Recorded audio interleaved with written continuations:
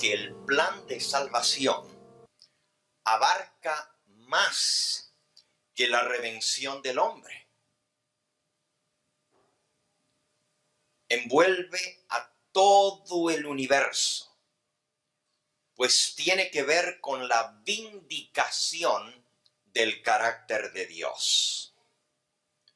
Anoche aprendimos que para que Dios pueda vindicar su carácter ante el universo contra las acusaciones de Satanás, Él debe mostrar misericordia con la criatura creada que ha pecado. Pero también Dios es responsable de establecer justicia y confirmar sus principios de gobierno que rigen todo el universo que Él ha creado. No puede hacer caso omiso a la rebelión y al pecado, pues eso equivaldría a permitir el caos y la anarquía en todo el universo, en todo su gobierno. Si Él descarga toda la penalidad de la ley transgredida sobre el hombre, Satanás lo acusa de ser un Dios cruel, un Dios perverso, sádico, porque creó al hombre para destruirlo.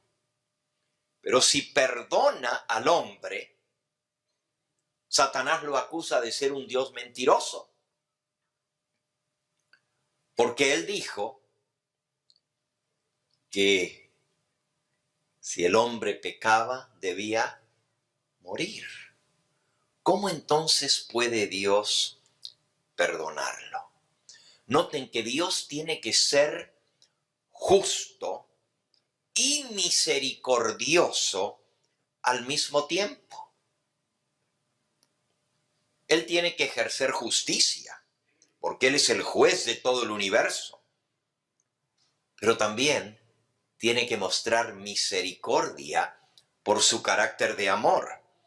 Y para hacer justicia, el hombre pecador tiene que cargar las consecuencias de su elección. Tiene que morir como pecador, saldando la demanda de la ley transgredida. Por eso, vimos anoche, el Hijo de Dios tuvo que hacerse hombre y morir como hombre pecador.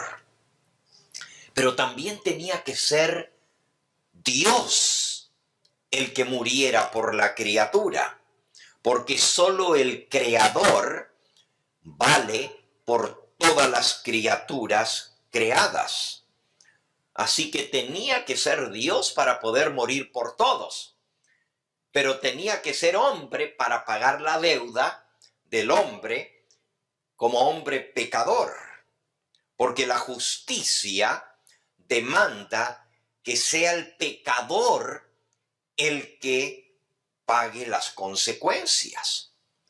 Muriendo como Dios, redime a toda la raza humana, pero muriendo como hombre y hombre pecador, Dios establece justicia para que jamás se diga que Dios excusa de alguna manera el pecado.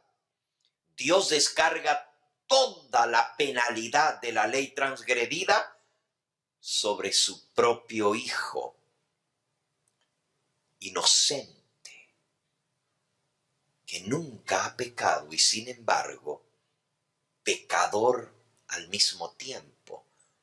Y tú dices, eso es una contradicción. ¿Cómo va a ser sin pecado y pecador al mismo tiempo? ¿Cómo puede ser eso? Esta noche vamos a considerar a nuestro Señor Jesucristo como nuestro sustituto, como el que tomó el lugar del hombre. Trasladémonos por medio de la imaginación a los últimos días de la vida de nuestro Señor Jesucristo en esta tierra. Contemplémonos, contemplemos al Señor en esas últimas horas de vida. Desde el jueves por la noche de su traición, cuando su discípulo Judas lo traicionó, hasta su muerte el viernes por la tarde. Vayamos con Él esta noche y sigamos sus pasos mientras Él se dirige al Getsemaní, cuando sufre de manera como ningún otro ser humano ha sufrido jamás, ni sufrirá. Busquemos en nuestra Biblia San Mateo, capítulo 26. San Mateo, capítulo 26. Y comenzando allí, en el versículo 36 en adelante, dice así: Entonces llegó Jesús con ellos a un lugar que se llama Getsemaní, y dijo a sus discípulos: Sentaos aquí entre tanto que yo voy allí y oro. Y tomando a Pedro y a los dos hijos de Zebedeo, Santiago y Juan se llamaban, comenzó a entristecerse y a angustiarse en gran manera. Yendo un poco adelante, se postró sobre su rostro, orando y diciendo: Padre mío, si es posible, pase de mí esta copa, pero no sea como yo quiero, sino como tú. Vino luego a sus discípulos y los halló durmiendo. Y le dijo a Pedro: ¿Así que no habéis podido velar conmigo una hora? Velad y orad para que no entréis en tentación. El espíritu, la verdad, está dispuesto, pero la carne es débil.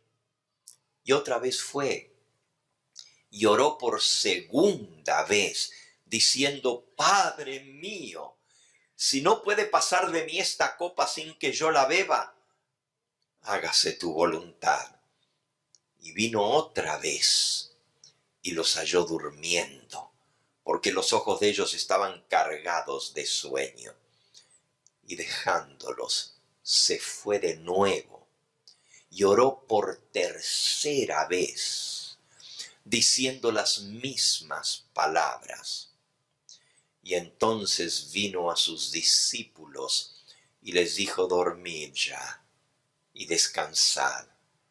He aquí ha llegado la hora, y el Hijo del Hombre es entregado en manos de pecadores. Levantaos, vamos, ved, se acerca el que me entrega. He tenido el privilegio de estar muchas veces en el huerto del Getsemaní. Cuando uno sale de la ciudad vieja, la ciudad de Jerusalén, que está toda rodeada por un muro de piedra, si sale por la puerta de las ovejas, la ciudad de Jerusalén tiene 12 puertas. Hay una que es la que da a la zona del templo, donde estaba antes el templo que fue destruido por los romanos. Esa puerta se llama la puerta dorada y está clausurada. Es más, no solamente está cerrada, sino que le construyeron, todavía tiene el marco hecho en piedra, pero en lugar de la puerta le hicieron una pared de piedra también, la puerta dorada. Los judíos dicen que nadie ha pasado por esa puerta por muchos siglos y que nadie va a pasar hasta que venga el Mesías que ellos están esperando. Él es el que va a abrir la puerta. Qué triste que cuando vino no lo reconocieron. Después de la puerta dorada, la próxima puerta se llama la puerta de las ovejas. Y también da la zona del templo, porque por ahí se entraban las ovejas para los sacrificios, los corderos. Y esa puerta, como la ciudad está montada sobre un monte, el rey David cortó la parte de arriba y arriba Salomón construyó el templo. Uno sale por la puerta de las ovejas e inmediatamente comienza un declive. Las calles son empedradas y uno comienza a bajar y hay que irse aguantando porque el declive es bastante fuerte. Estamos bajando el monte de Sión y se sigue bajando, da una curva el camino hacia alrededor del muro y finalmente se llega al fondo, lo que se conoce como el cañón o el torrente de Cedrón. Por ahí pasa un arroyito que se llama el arroyo de Cedrón o el torrente de Cedrón. Se cruza un puente y cruzando el puente, hoy en día pasa una carretera. En aquella época no había carretera, en la época de Cristo. Hoy en día pasa una carretera y pasan carros y uno tiene que ir por debajo del puente de la carretera. Pero en aquella época se cruzaba el arroyo y entonces se comenzaba a subir el próximo monte. Y ese monte se llama el Monte de los Olivos. Y al pie del Monte de los Olivos, apenas uno cruza el torrente de Cedrón, está el huerto del Getsemaní. El huerto del Getsemaní hoy en día pues es un jardín, un huerto, pero aún en la época de Cristo era como un bosquecito de puros olivos. Por cierto, hasta el día de hoy, todo el Monte de los Olivos está cubierto de olivos. Los olivos son los árboles que dan las aceitunas. Pero en el huerto del Getsemaní hay una cantidad de árboles muy antiguos. Los olivos son famosos porque duran siglos. Casi no hay otro árbol que dé fruto y que dure tanto tiempo. Los árboles gigantescos como el cedro, el roble y otros también duran cientos de años, pero pues no dan fruta que se coma, ¿verdad? Los secuoyas aquí en el Parque Nacional de las Secuoyas también duran 2000, 3000 años, esos árboles, pero pues son muy gigantescos, pero tampoco son pinos, no dan nada para comer. Pero las olivas, pues los árboles de olivas que hay en ese huerto son tan antiguos que sus troncos se necesitan como 3 personas con los brazos extendidos, agarrados de la mano, para abrazar uno de esos árboles de olivas. Y son tan antiguos que cuando Cristo visitó ese lugar, ya esos árboles tenían más de 1000 años de viejos. Hoy en día tienen más de 3000 años de antigüedad. Y aunque no lo crean, todavía siguen produciendo olivas. Increíble, increíble. Ahora, todos los árboles que hay ahí alrededor son hijos de esos antiguos árboles de oliva, porque caen las aceitunas, caen las olivas y pues crecen Y de allí pues se ha ido llenando el monte de los olivos, de olivares. Muchos árboles son más nuevos, pero son hijos de los antiguos. Pero en el huerto del Getsemaní hay 4 árboles, 4, que todos tienen más de 2000 años, esos 4, de existencia. Es decir, ya estaban plantados en ese mismo lugar del jardín del Getsemaní cuando Jesús visitó ese lugar. Por cierto, el jardín del Getsemaní era un lugar habitual donde Cristo iba a pasar muchas noches orando. Era su lugar de retiro, donde él se apartaba del bullicio de la ciudad y se metía entre el bosquecito y oraba. Y a veces pasaba la noche entera orando. Pero esa noche era muy diferente a todas las demás. Ese jueves por la noche, Jesús bajó por la puerta de las ovejas, salió, bajó el declive.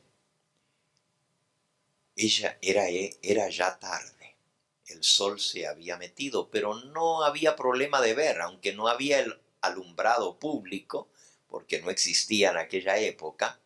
Sin embargo, era noche de luna llena.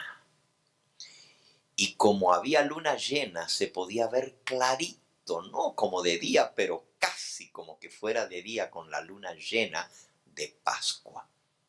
Por cierto, ese era el día que se celebraba la Pascua. Habían venido miles de judíos de toda Israel, de todas las ciudades y pueblos, a celebrar la Pascua en Jerusalén.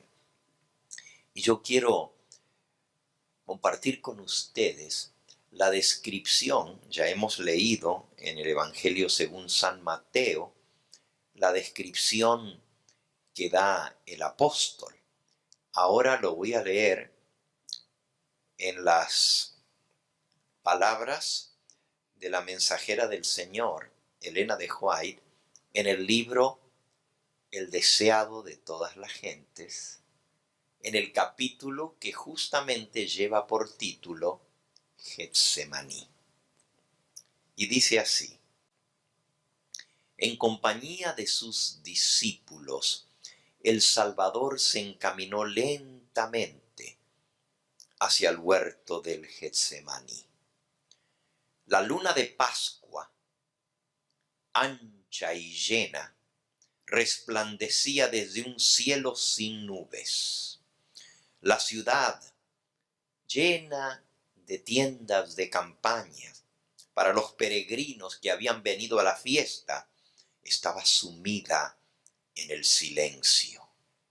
Jesús había estado conversando fervientemente con sus discípulos e instruyéndolos esa noche en el aposento alto. Después de haber celebrado, ¿se acuerdan?, la última cena, pasaron varias horas platicando y Jesús dándoles. Por cierto, si ustedes quieren leer lo que habló el Señor Jesús con sus discípulos, comienza desde el capítulo 13 de San Juan 13, 14, 15, 16 y 17. 5 capítulos del Evangelio de Juan cuentan todo lo que Jesús les habló, esos capítulos, a sus discípulos ese jueves por la noche. Ya era tarde. Y ahora Jesús se dirige lentamente al huerto del Getsemaní. Pero aunque él había pasado conversando e instruyendo a sus discípulos, dice la mensajera del Señor, al acercarse a Getsemaní, se fue sumiendo en un extraño silencio. Con frecuencia había visitado este lugar para meditar y orar, pero nunca con un corazón tan lleno de tristeza como esta noche de su última agonía. Le parecía estar excluido de la luz de la presencia sostenedora de Dios. Durante todo su ministerio, él había sentido la presencia de su Padre. Hasta había oído la voz de su Padre diciendo: este es mi Hijo amado en quien mi alma se complace. Siempre la presencia de su Padre lo había animado, lo había fortalecido. Pero esta noche parecía ser diferente. Sentía que la luz de la presencia de su Padre no lo rodeaba. Ahora se contaba con los transgresores. Debía llevar la culpabilidad de la humanidad caída, sobre sus hombros. Sobre aquel que no conoció pecado, debía ponerse la iniquidad de todos nosotros. Tan terrible le parece el pecado, tan grande es el peso de la iniquidad, de la culpabilidad que debe cargar, que está tentado a temer que quedará privado para siempre de la compañía de su Padre. Así como el pecador colocaba las manos sobre la ovejita o el cordero y confesaba sus pecados, y ahora el pobre corderito inocente que nada había hecho, ahora era pecador porque cargaba los pecados del que los confesó. Así Cristo, quien salió por la puerta de las ovejas, iba a tomar el lugar del cordero en esa Pascua. Y a la hora que se mataba el cordero pascual, él iba a morir por los pecados de la humanidad. Pero los pecados le fueron cargados desde que él se acercó al Getsemaní. Allí fue donde el Padre cargó sobre sus hombros la culpabilidad de la raza humana. Sentía que ya su Padre no lo miraba con agrado, porque estaba cargando todos los pecados y él sabía cuán ofensivo era el pecado para su Padre. Sintiendo cuán terrible es la ira de Dios contra la transgresión, exclama: mi alma está muy triste, angustiada hasta la muerte. Fue allí, en ese momento, cuando los pecados de toda la humanidad le fueron colocados sobre los hombros del inocente Hijo de Dios. Sigue diciendo el deseado: al acercarse al huerto, los discípulos notaron el cambio de ánimo de su maestro. Nunca antes le habían visto tan triste y callado. Mudo iba caminando. Mientras avanzaba, esa extraña tristeza se iba ahondando, pero no se atrevían a interrogarle por qué estaba tan triste.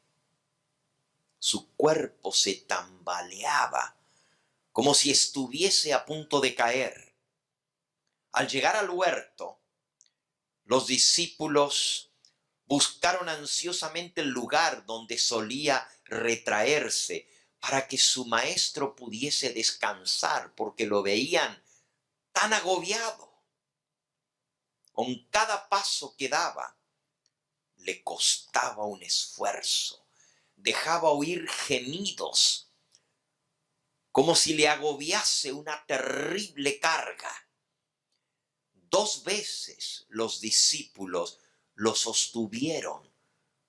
De no haberlo aguantado, dice la mensajera del Señor, se hubiera caído al suelo.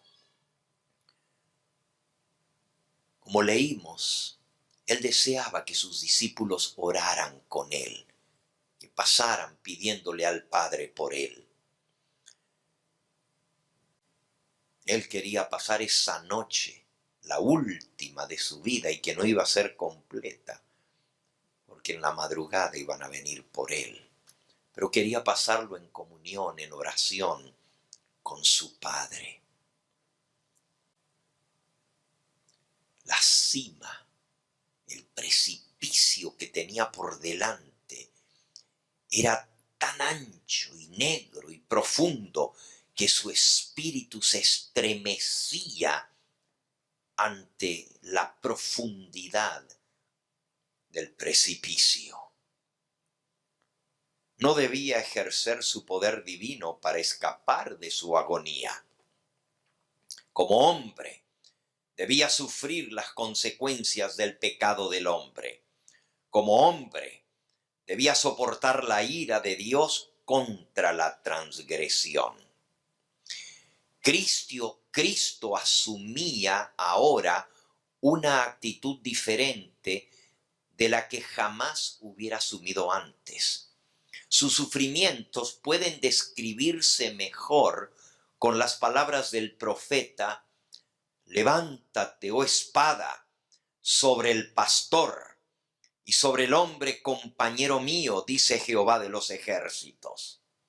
Como sustituto y garante del hombre pecaminoso, Cristo estaba sufriendo bajo la justicia divina.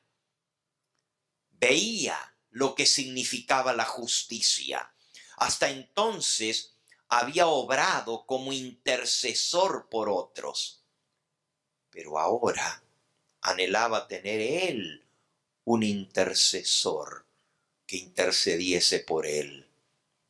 Sintiendo quebrantada su unidad con el Padre, temía que su naturaleza humana no pudiese soportar el verdadero conflicto con las potencias de las tinieblas.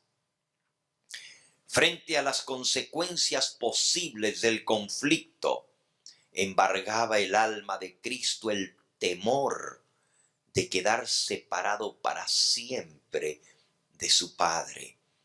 Satanás le decía que si se hacía garante de un mundo pecaminoso, la separación con su Padre sería eterna.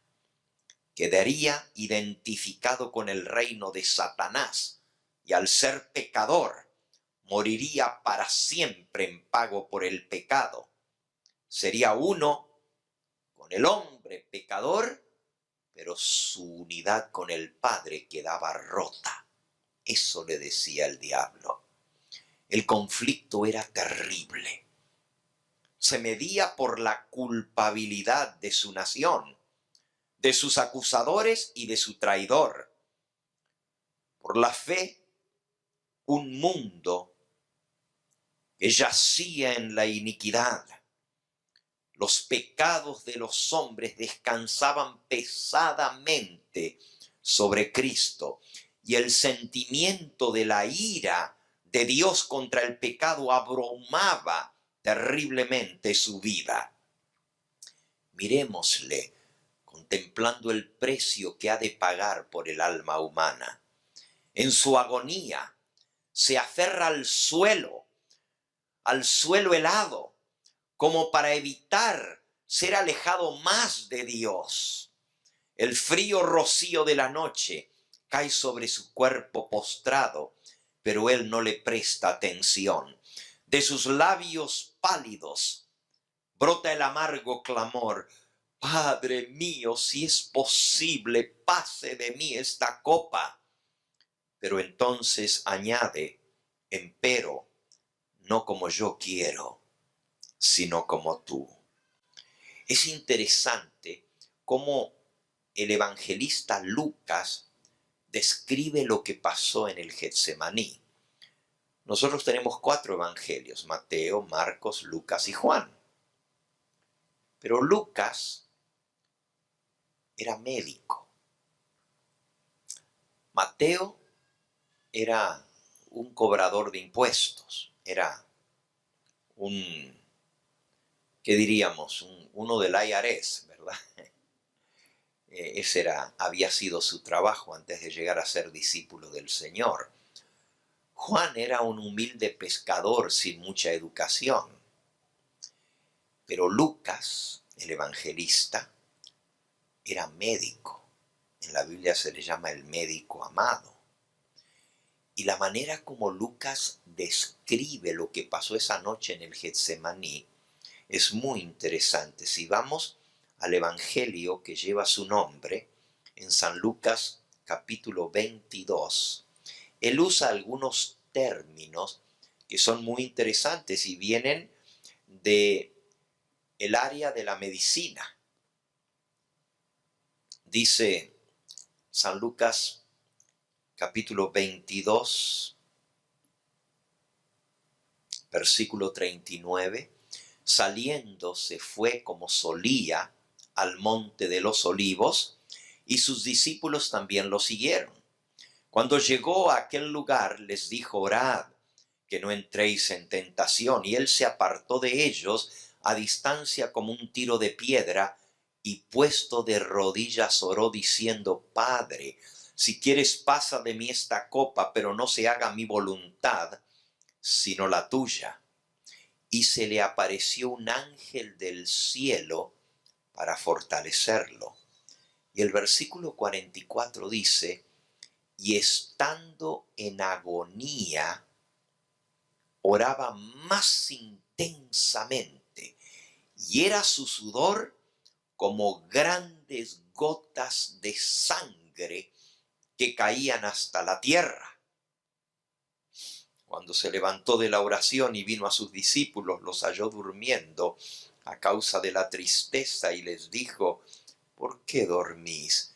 Levantaos y orad para que no entréis en tentación.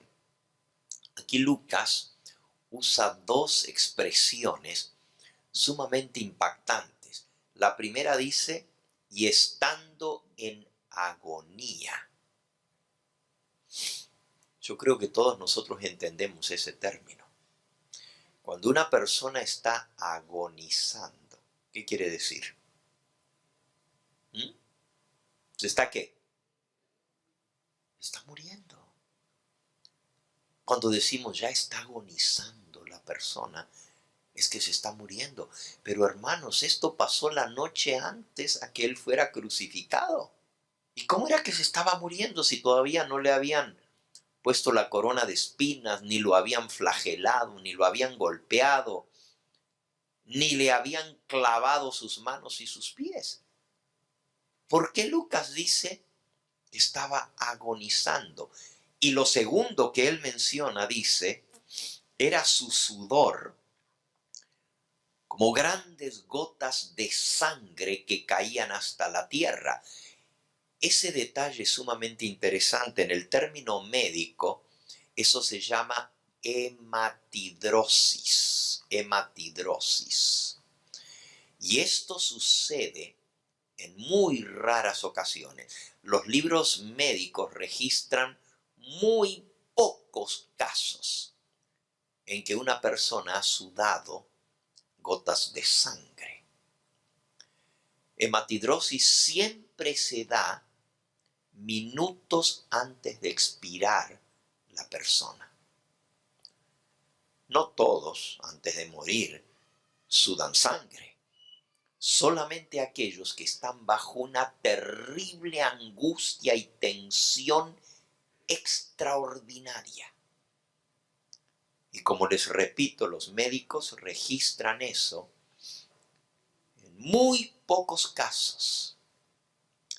Y dicen que una persona que comienza a sudar sangre es porque los capilares que están en la frente, en el rostro, bajo la terrible presión y tensión de una angustia fatal, no soportan y se revientan.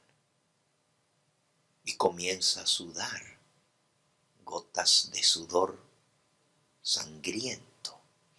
La hematidrosis es una señal de que la persona está a punto de expirar.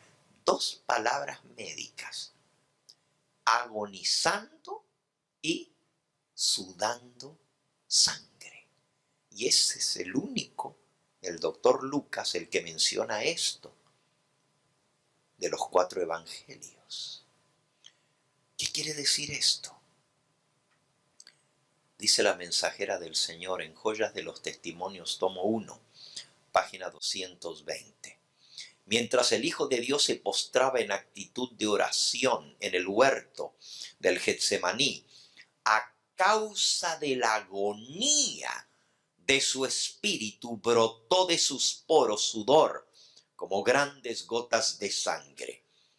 Allí fue donde le rodeó el horror de las densas tinieblas. Pesaban sobre él los pecados de un mundo entero. Sufría en lugar del hombre como transgresor de la ley de su padre. La ira que habría recaído sobre el hombre recayó en esos momentos sobre Cristo. Le abrumaban los pecados de un mundo perdido. Comprendía el enojo de su padre como consecuencia del pecado. Desgarraba su corazón una agonía tan intensa que le hacía brotar de su frente grandes gotas de sangre que corrían por sus pálidas mejillas. Ella explica por qué las gotas de sangre. Y eso que ella escribió, ella no era médico, pero ella lo vio y pudo describirlo. Y exactamente así lo describen los médicos. Cuando hay una agonía mental tan terrible, es cuando se da la hematidrosis. Sigue diciendo ella en el deseado, en Joyas de los Testimonios, tomo 1. Podemos apreciar apenas débilmente la angustia inenarrable que sintió el amado Hijo de Dios en el Getsemaní, al comprender que se había separado de Dios al llevar el pecado del hombre. Él fue hecho pecado por la especie caída. Fue hecho pecado por la especie caída. La sensación de que se apartaba de él el amor de su padre arrancó de su alma angustiada estas dolorosas palabras: si es posible, Padre, pase de mí esta copa. Y luego, en completa sumisión a la voluntad de su padre, añadió: empero no como yo quiero, sino como tú. Y miren lo que dice ahora. Joyas de los Testimonios, tomo 1, página 223. El divino Hijo de Dios agonizaba y se moría en el Getsemaní. Por eso Lucas mencionó que un poderoso ángel del cielo bajó para fortalecerlo.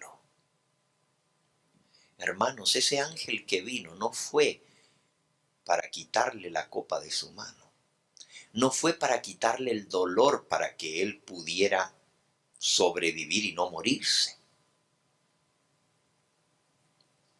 Ese ángel vino para fortalecer su físico humano para soportar la agonía que todavía le tocaba pasar.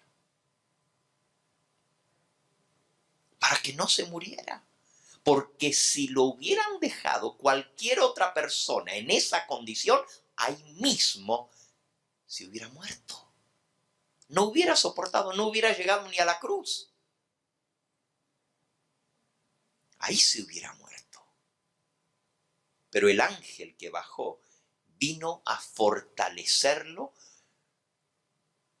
físicamente para que su naturaleza física pudiera soportar la angustia tan terrible que estaba pasando, el peso de los pecados del mundo y la desesperación de verse separado de su padre por la enormidad del pecado debilita de tal manera su cuerpo que ya está sudando sangre. Elena de White dice, el Hijo de Dios agonizaba y se moría. Literalmente se estaba muriendo. Ella dice que perdió el conocimiento y cayó desmayado. Y ahí fue donde vino el ángel para fortalecerlo. En realidad debiera haber muerto allí, pues humanamente era imposible soportar más. Otros seres humanos llegan a este punto de la muerte y mueren. Y así se alivian del sufrimiento y el dolor. A mí me ha tocado ver a más de una persona morir. Y algunas muertes son muy tristes, porque la persona está sufriendo terriblemente, se queja, llora, se desespera. Me tocó ver a un hermano que no podía respirar y daba bocanadas en desesperación y gemía.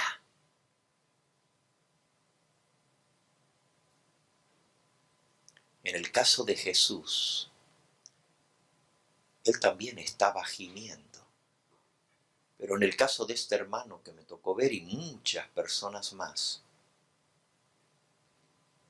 cuando llegan a ese momento que ya no soportan más, se quedan dormidos, se mueren.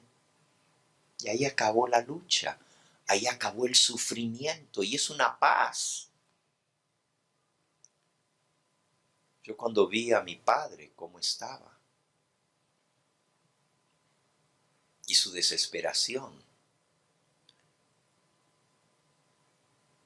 pues le oré al Señor, le dije, Señor, si lo vas a sanar, levántalo y si no, permite que se duerma ya, para que no siga en esa agonía. Y el Señor escuchó la oración y mi papá quedó dormido y murió. Pero a Cristo no se le dio ese lujo. Tuvo que ser fortalecido para aguantar todavía peor. Este no fue el caso con el Hijo de Dios. Para gustar la verdadera consecuencia, uno debe experimentar lo que es la separación de Dios. Hermanos, si la separación de un ser querido es tan terrible. Cuando murió mi padre, yo le pedí a Dios que me diera fortaleza. Yo era un hijo muy cercano a mi papá, aparte de que él era pastor, y yo pues aprendí de él, ¿verdad? Teníamos una tremenda y muy bonita amistad, compartíamos todo, pasábamos hablando de la Biblia, tantas cosas que yo aprendí de él. Y teníamos una cercanía. Yo le pedí al Señor que me diera fortaleza, porque yo no quería dar el mal ejemplo, siendo yo mismo pastor, de que me desesperaba por la muerte de mi padre. Yo dije, yo tengo fe, yo tengo esperanza, no puedo llorar desconsoladamente como si no lo voy a ver más, porque yo sé que lo voy a volver a ver, pero es duro. Yo no sé cuántos de ustedes han perdido un ser querido, pero es muy duro. Sin embargo, Dios me fortaleció y yo me acuerdo que, pues, estaba bien compuesto. La gente hasta se sorprendía. Me decía, oiga, pastor, usted es fuerte, ¿eh? Porque no me veían llorar. Porque pude pasar al frente y predicar, estando el féretro de mi padre delante. Y pude cantar los himnos que a él le gustaban, aunque se me hacía un nudo en la garganta. Pero Dios me dio esa fortaleza.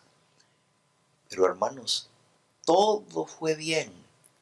El velorio, el servicio en la iglesia, el servicio junto a la tumba, todo fue bien. Y yo ya casi estaba comenzando a decir, wow, soy más fuerte de lo que yo me imaginaba. En vez de darle la gloria a Dios, ¿verdad? De que Él me había fortalecido. Pero hermanos, cuando yo vi que comenzaron a bajar el féretro, aquí le van dando vuelta en una palanquita y va bajando el cajón en la tierra. Hermanos, estaba lleno de gente y yo no quería llorar, pero sentí que se me hacía un nudo en la garganta y un puñal en mi corazón. Y eso no es mental, hermanos. Uno lo siente aquí en el corazón, pero es un dolor tan y tan grande que uno siente que no va a aguantar.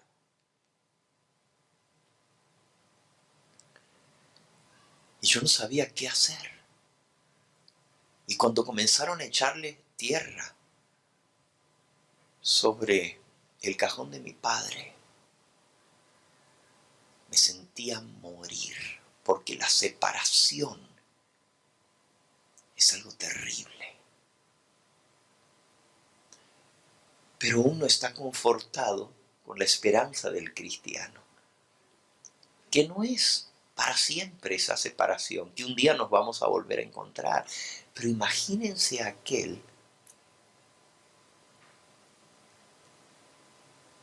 que se pierda, lo que va a sentir cuando sienta que está separado para siempre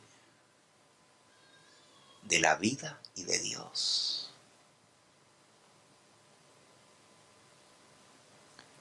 Esa desesperación de sentirse perdido para siempre es lo que Cristo sufrió, porque Él tenía que sufrir como el hombre pecador.